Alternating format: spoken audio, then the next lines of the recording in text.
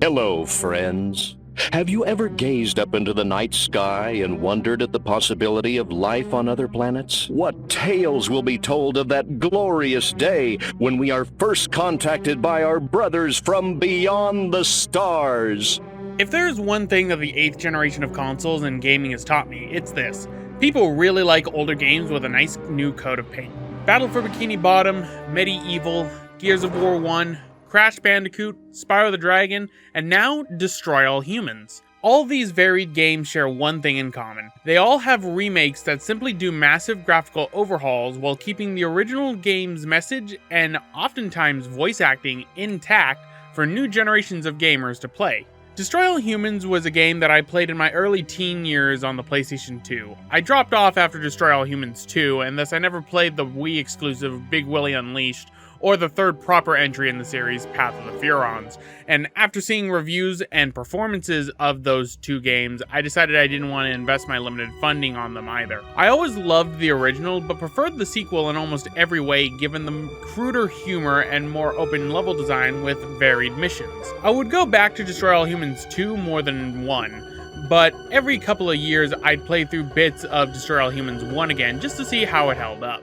Now, 15 years after the original game release, I can say that Destroy All Humans, one giant step on mankind, maintains the original zaniness of the original game while giving it a nice fresh coat of paint alongside some slight quality of life updates to make it for an experience that I honestly haven't enjoyed in a game in quite a while.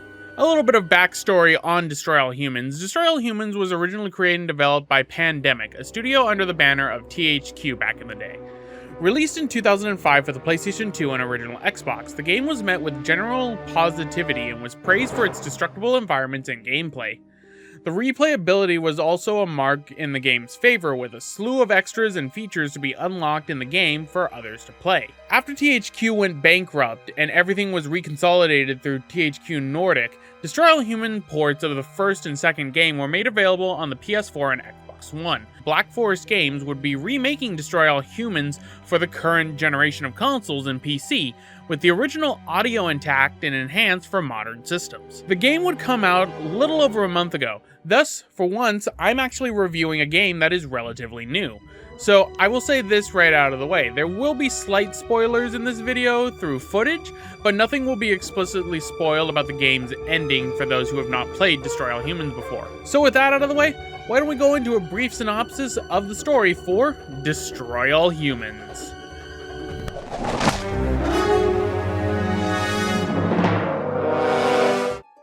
Destroy All Humans pits the player against an unaware and highly paranoid population of 1959 America.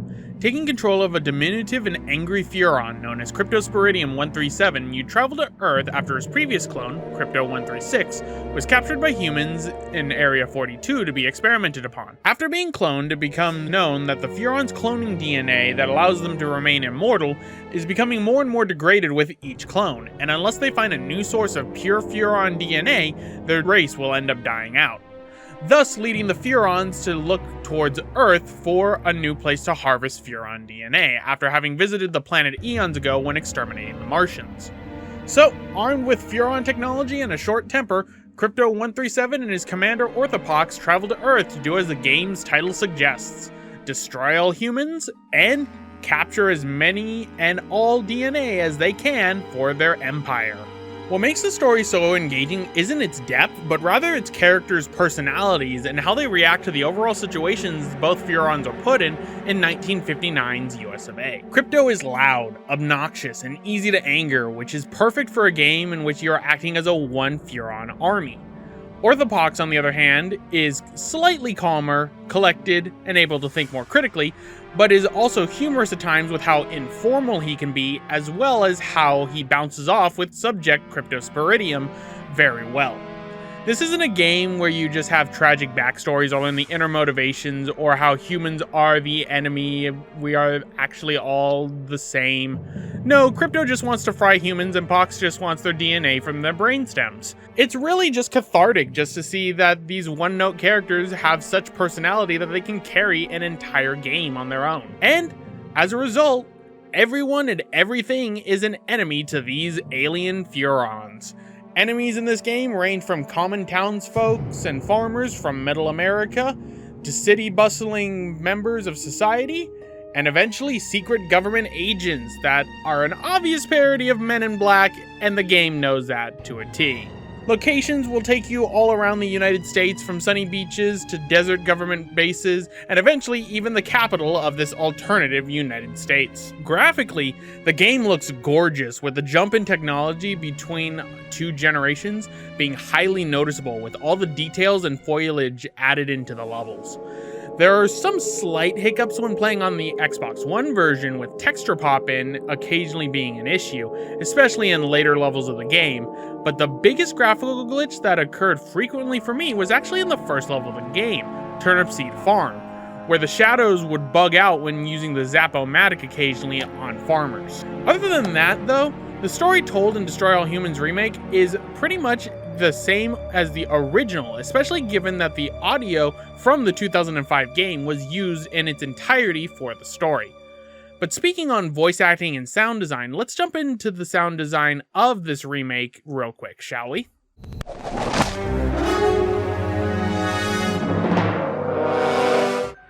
Unlike previous reviews where I had more to talk about the music, in this case I don't have that much to say about Destroy All Humans soundtrack, honestly. Which is weird given that the composer for the Destroy All Human games is Gary Scheinman, the composer behind every single one of the BioShock games. Scheinman's music gives off the eerie feeling of alien invaders from the 50s and 60s in the version of films, but I feel that it is limited given the 50s time frame. But while I enjoy the idea of alien invader music, I would have preferred to hear tracks inspired by the era rather than references to musical icons from the era instead, through the use of disguises or by maintaining cover and being able to hear or interact with tracks that are inspired from the era. The soundtrack is very minimal in Destroy All Humans, and this would be something that occurs in the BioShock games as well, so consistency is there.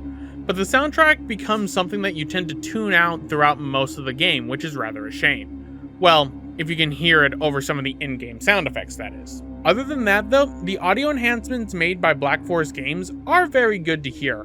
Blast noises and sound effects that Crypto's mind powers make are great to hear, and the popping noises ahead is cartoonish enough not to be gruesome given what you are doing. Finally, we have the voice acting, and I will say this, Richard Horvitz loves playing aliens in media. Zim, Orthopox, Pollux, and various Ratchet & Clank aliens. If there is an alien in a video game, chances are Richard Horvitz will probably voice them. Then there's Crypto's voice actor, J. Grant Albrechette, who is the perfect typecast for our little Furon ball of anger. Albrechette portrays Crypto as a character who doesn't just like destruction, but is a character who really likes destruction. These two actors make the main cast while also voicing many of the side characters in the game, and would overall remain consistent voice actors for the entire series except for Big Willie Unleashed on the Wii. Overall, the choices to reuse the game's audio and enhance it worked out well for Destroy All Humans Remake, and much of the original charm is preserved as a result, with the audio and physical movements of the characters matching that of what is being said by the characters. But what about the gameplay? I liked the original Destroy All Humans, but it doesn't mean I was a fan of all the original game's specifics. Time to see if Crypto's new coat of paint is just for show, or if it has something else to tell.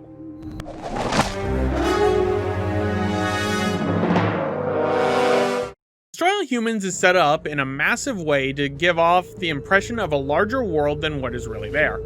The level hubs were massive for the time, and with the added foliage and detail in this remake, they seem even bigger as a result now. The game sets up these hubs as being linearly focused on the current mission at hand, with the repeated visits being necessary to unlock a free-roaming open version of the map to allow the little Furon to play around and complete bonus challenges, collect hidden drones for concept art and extras, or just harvest brains from the townsfolk while dealing with a threat system similar to that of Grand Theft Auto. It starts out with civilians becoming alerted, then police officers, then the military, and finally the top of the threat chain, the mysterious Majestic agents. You can lower your awareness meter by taking the form of humans without other humans noticing you, and by using this holobob, which is powered by your psychic powers, and reading the minds of other humans, you can remain consistently disguised until you either disarm the disguise yourself, get too close to a majestic agent, or do something that would compromise the disguise, like say blow up the head of somebody in front of you.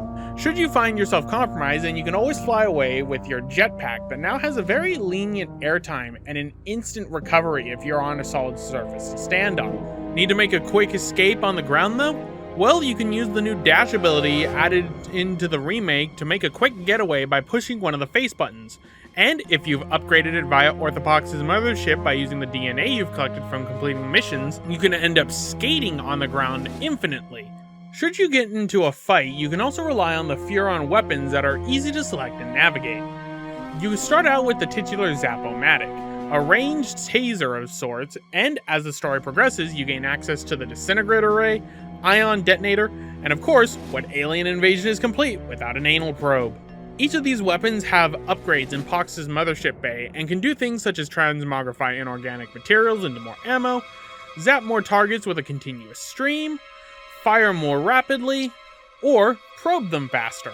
Other gameplay comes in the form of using your flying saucer to cause mayhem and destruction throughout United States cities, and just like Crypto himself, the saucer can be upgraded and harvest DNA as well, and do fun missions such as abduct people or abduct them and chuck them at the nearest building. In terms of what the remake brings to the table, besides the addition of trophies and achievements and the new dash ability, Destroy All Humans Remake runs at a smooth 60 frames per second when played on an Xbox One X, even at 4K. At least from my experience on the Xbox One X when I played it for this review.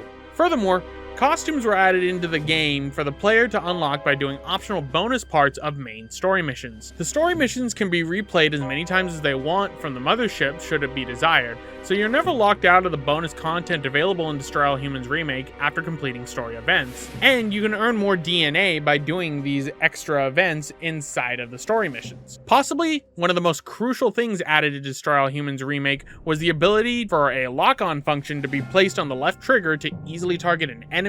One last bit of new content that was actually added into the game as well was a formerly cut level from the original game, where all audio was restored and it was placed back into the story to make the story flow better. One last change that I noticed was that it was much easier to get DNA in this remake than it was in the original. This is a change I greatly appreciate, since the original game made giving DNA much more dangerous and costly for weapon upgrades, and would take a lot longer than it felt like it took inside of the remake.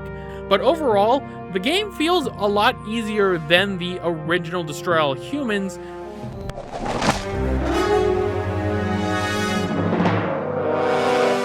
Overall, Destroy All Humans Remake is a lot of fun to play, and something that I ended up really enjoying my time with, even though I didn't 100% it. I'm close to 100%ing it, but I still had fun nonetheless, and can definitely see myself returning to this game a lot sooner than later. The quality of life updates to the game's controls and movements, as well as the addition of lock-on features and added mobility, really are a plus to this game's favor. The game, however, I don't think is really worth its current $40 price tag, and if you can get the game on sale, though, I would definitely recommend grabbing this game.